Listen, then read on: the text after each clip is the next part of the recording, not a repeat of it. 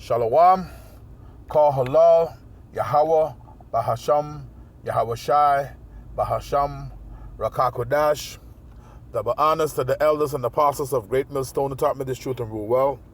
Salutation and citations to the brothers out there that are laboring and pushing this truth and in sincerity and in charity, risking their lives and their freedom to do so. To you I say Shalom, to the Akim and to the Akwaf. That'll be brothers and sisters, Adawan Ratazah, that is to say, Lord willing, hopefully by the end of this lesson, you'll be edified. This is your brother Amawan Ibad from the GMS Miami camp, back again with another lesson to the spirit and power of Yahweh, Bahasham Yahweh Shai, to feed the lambs of Yahweh, Yahweh Shai, as commanded. And this lesson is going to be entitled World War III. It's clear to see, all right, that there's going to be a World War III. It's clear to see World War III. Okay, prophecy. That's prophesied, all right, in many parts of the scriptures. Okay, it's clear to see this build up. Things being moved around. Okay, basically it's the Lord making it happen. Okay, the scriptures tell you how the Lord he mustered the host of the battle. Okay, so yeah, as a matter of fact, let me get a quick scripture, and I got a video here I want to play real quick.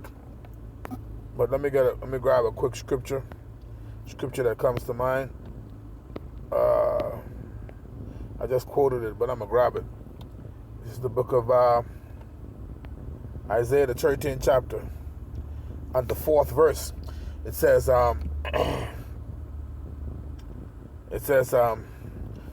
noise of a multitude in the mountains, like as of a great people, a tumultuous noise of the kingdoms of nations gathered together. The Lord of hosts mustereth the host of the battle. Okay? At the end of the day, is the Lord who mustereth the host of the battle. All right? The Lord is gathering the nations for his purpose, for the controversy of Zion.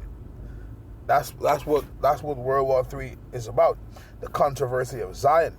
It tells you that in Isaiah, the 34th chapter, because what they did to the lost people, to the apple of his eye. Okay, so we know that the word of the Lord does not return unto him void. Okay, so we know it's going to happen. Okay, now let's get real quick. When you read Isaiah, the 34th chapter, I think it's like the 8th verse. Right, it tells you. So when you read up, it tells you how. I read it, verse 5. It says, for my sword shall be bathed in heaven. Behold, it shall come down upon Idomir, which is the Greek way of saying Edom, and upon the people of my curse to judgment, the wicked, Esau.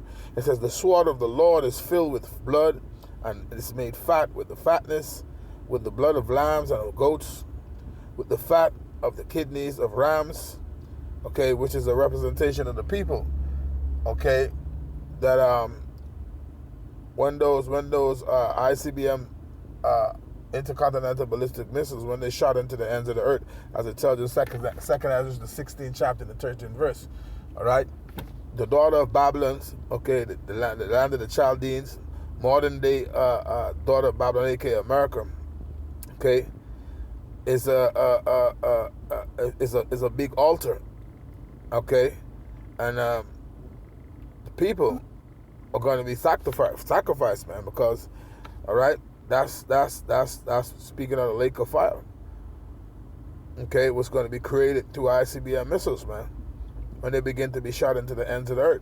Once again, according to 2nd Ezra, the 16th chapter and the 13th verse, all right, it says with the fat of the kidneys of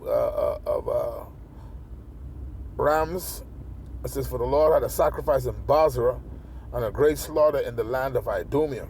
Okay? It says, and the unicorns shall come down with with them, and the bullocks with the bulls, right? And their land, so like, yeah, and it says, and their land shall be soaked with blood, and their dust made fat with fatness. For it is the day of the Lord's vengeance, and the year of recompenses for the controversy of Zion. Right, that's the point what I wanted, because that's what it's for. It's for the controversy of Zion. Okay? So, yeah, it's going to get real graphic at some point. Okay? It's going to get real graphic at some point. Okay? Now, I got this video here. I want to play this video. Okay, from the brother. All right, the beloved brother from GMS. I don't have the brother's name, but his page is the elect, the hopeful elect tree. It's a lady. Even women could see it, man. You know, it's clear to see. World War III is going to happen. So let's listen to this video real quick, and we can get a few more precepts and close it out. Okay. So let me turn on this notification, so you'll be able to hear the video, and then we could go from there. So I heard someone say something that really struck me earlier today. They were saying that, you know, we keep saying World War III, it's coming, it's about to happen. It's happening. It's already happening. And then they said, you know, like Americans. Yeah, like she said, it's already happening, man. And there's a woman, and she can see it because it's clear. If you got eyes to see, all right. If you're looking through spiritual lens, the scripture said to measure the time diligently within itself, and when thou seest part of the signs come to pass, then thou should know that it is the very same time when the highest will begin to visit the world which he made. The Lord left signs, man. Isaiah, Matthew the 24th chapter goes into verse 6, where it says, and there shall be wars and rumors of wars. Okay, all you got right now is rumors of wars and wars going on, man. Okay, you have a sort of like a tit for tat thing going on right now with Israel and Iran. Okay, they saying Iran could possibly retaliate, all right, for their general or their commander being deleted. Okay, about a week ago now, I think it is. So we live in a world where we in those times. Okay, but it's clear to see where it's going, where it's going to lead, and tensions are being built up. Okay, you got the war with Russia and Ukraine. Okay, you got U.S. sending our naval ships over to the region. So clearly you could see the time that we're living in, man. Okay? But let the video play some more. So even Are just so individualistic that if it's not happening to them, then it's not happening. Until we have air raids over New York City, it's not going to be a World War III. I mean, just a few hours ago, the blue and white country launched strikes on Lebanon. We're being pulled into this, and you need to get ready, because it's gonna come to American soil. I just know it is. Facts. Yeah, let me play it one more time, because the scriptures tell you clearly. Okay, Babylon is gonna be made desolate. So I heard someone say something that really struck me earlier today. They were saying that, you know, we keep saying World War III, it's coming, it's about to happen. It's happening. It's already happening. And then they said, you know, like Americans are just so individualistic that if it's not happening to them, then it's not happening. Yep, complete walking zombies, man. The only thing they care about is watching sports, basketball, and all of these kind of things. Meanwhile, okay, the world is crumbling around them. Okay. Raids over New York City is not going to be a World War III. I mean, just a few hours ago, the blue and white country launched strikes on Lebanon.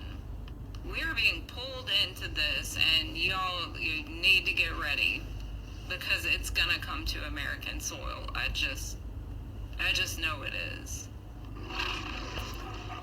Now, one of the interesting things that she said we're being pulled into this, but at the end of the day, okay, at the end of the day, we read the scripture, okay, the Lord mustereth the host of the battle, okay, He's the one. At the end of the day, the scriptures tell you that there is no man that can resist His will, okay. So these nations can back out of this if they want, because these things are already prophesied. For an example, this scripture right here, let's get it. What's that? Revelation chapter 16 and verse 12. This is a prophecy that's happening right before our eyes. Okay, the Euphrates River is being dried up. This was prophesied over 2,000 years ago that this would happen to make way for the preparation of the kings of the east. That's Russia and his bands. All right, it says Revelation chapter 16 and verse 12. And the sixth angel poured out his vial upon the great river Euphrates, and the water thereof was dried up. Do a Google search and you would see how the Euphrates River is drying up. It says that the way of the kings of the east might be prepared. Okay? When it speaks about the way of the kings of the east, that's speaking about Russia and the nations who you're going to be a god unto. Okay? Because when you go to Ezekiel, the 37th chapter, the 38th chapter, okay, it tells you how, all right, Russia is going to be a god unto the nations. It says Gog, all right, but that represents Russia in these times. And then when you see Gog in the scripture, Gog, okay, Gog and Magog, okay, or Gog from the land of Magog, or you see the Medes. That's speaking of Russia. Okay, real quick, let's jump in here. This is Ezekiel chapter 38 and verse 4. It says, and I will turn thee back and put hooks into thy jaws, and I will bring thee forth, and all thy armies, horses and horsemen, all of them clothed with all sorts of armor, even a great company with bucklers and shields, all of them handling swords. Persia, Ethiopia, Libya with them, all them with shield and helmet. Gomer and all his bands, the house of Togarmah and the north quarters and all his bands, and many people with thee. Be thou prepared and prepare for thyself, thou and all thy company that are assembled unto thee, and be thou a guard unto them. Right, so see, Russia going to be a guard unto these other nations. You see, for the Lord's purpose. They're going to be used, okay, for the Lord's purpose. Okay? So, that's why the Euphrates River is being dried up to make way for prepare for the kings of the east, man. And the scripture speaks about how the Lord said He's going to take away the northern army. Okay, the northern army. That's speaking of the forces in the daughter of Babylon that's going to go over to the east. Okay, and the scriptures speak about the least of the flock that's going to draw them out. Okay, so at the end of the day, ain't no going around it, man. It's clear to see. It's prophesied, and it will happen. Remember, World War I was prophesied. That happened. Okay, 1914 through 1918. Okay, which is Revelation, the 9th chapter and the 12th verse. Okay, World War II was prophesied in the scriptures more than 2,000 years ago. Revelation 11 and verse 14. Okay, which speaks about the Second World War and the Third World War. Okay, the Third World War is prophesied, Revelation, the 8th chapter, the 13th verse. Okay, so I'm going to get those two, and we're going to get ready to close out. Also, Revelation chapter 16 and verse 16. But let's get Revelation 11 and 14. Okay, Revelation chapter 11, because it's clear to see, man. World War III is clear to see. All right, Revelation chapter 14 and verse, Revelation chapter 11 and verse 14. The second woe is past, World War II, which was 1939 through 1945, right? The second woe is past, and behold, the third woe cometh quickly. The third woe cometh quickly. All right? Let's get another one. Revelation chapter 8 and verse 13. It says, and I beheld, and heard an angel flying through the midst of heaven, saying with a loud voice, Woe, woe, woe. Okay, the third woe. To the inhabitants of the earth by reason of the other voices of the trumpet of the three angels which are yet to sound. Okay? So this is a proof of future prophecy, man. World War III. It's clear to see. All right? Now, the Lord say his determination is to gather the nations that he may pour his indignation upon them, right? As Zephaniah, the 3rd chapter and the 8th verse, right? It's the Lord who mustered the host of the battle. Let's get Revelation 16 and verse 16. It says, and he, who's the he? The Lord. He's the one who's doing it. And he gathered them together into a place, because the scriptures tell you how the Lord works on the minds of the kings, man. Proverbs chapter, Proverbs chapter 21 and verse 1. Okay, the heart of the king, meaning your heart. The Hebrew word for heart means lab, which is your mind. The heart of the king is in the hand of the Lord, and he turn it whithersoever he will. So, as a matter of fact, let me grab that scripture. Let's prove that real quick, and then we can read Revelation 16 and verse 16. We can get ready to close out. This is Proverbs chapter 21 and verse 1. The king's heart, meaning your mind, right? The Hebrew word for heart is lab, which means your mind. So the Lord controls the mind. The king's heart is in the hand of the Lord. And as it says, as the rivers of water, he turneth it whithersoever he will. See? So nobody could resist the will of the Lord, man. So his determination is to gather the nations.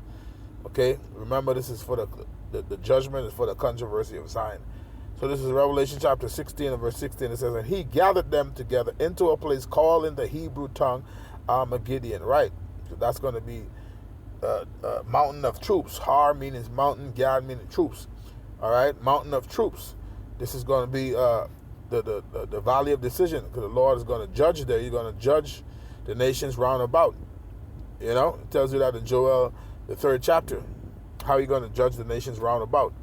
Okay. Let's go to it real quick. Joel chapter 3 verse 2. I will also gather all nations and will bring them down into the valley of Jehoshaphat. We know to be Yahweh Shaphat. Okay, Yahweh judgment. And will plead with them there for my people and for my heritage Israel. All right, we've told you already this is for the controversy of Zion, right?